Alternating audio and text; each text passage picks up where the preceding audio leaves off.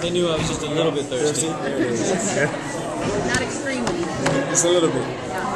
What's up, guys? Happy Comic-Con. Yeah. Yeah. Thank you. Me too. Have you had a chance to work the floor a little? We never do. They get us here pretty early and they run us through a bunch of stuff, and then we do our panel, and then before we know it, they're shipping us off to do other stuff. We never get to walk the floor like men, like knights of badassdom. We never get to.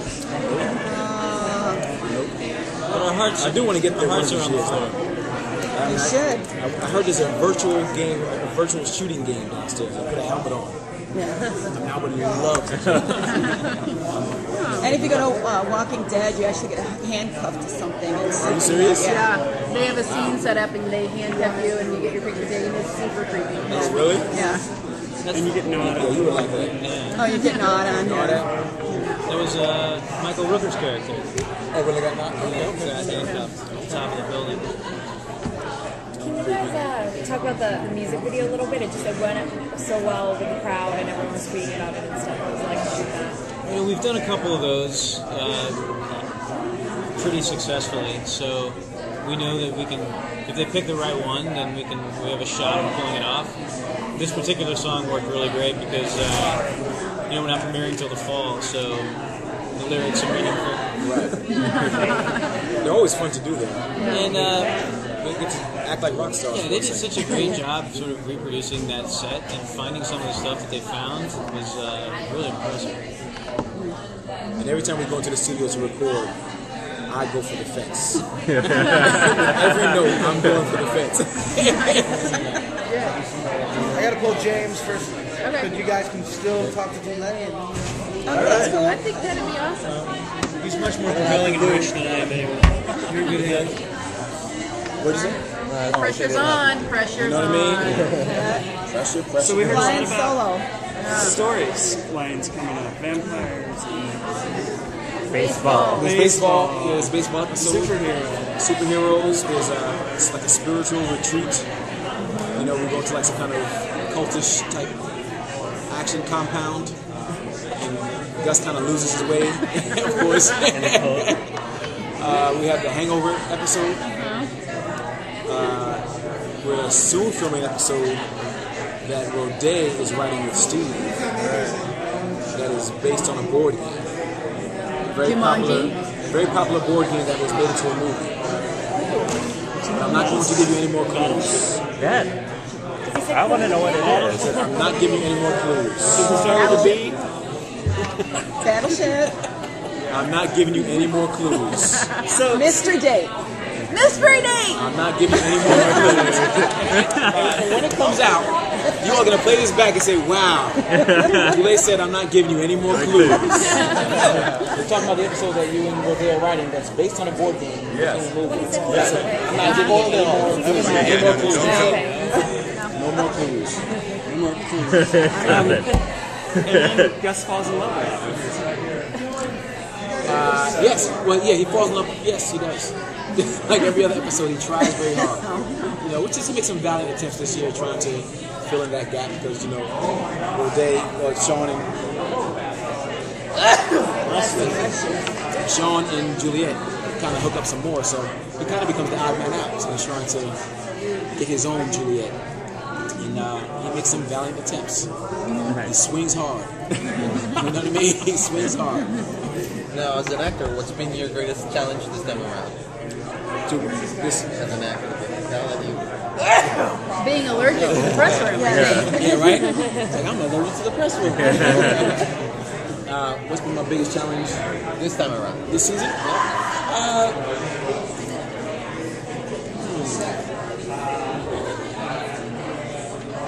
That's a good question.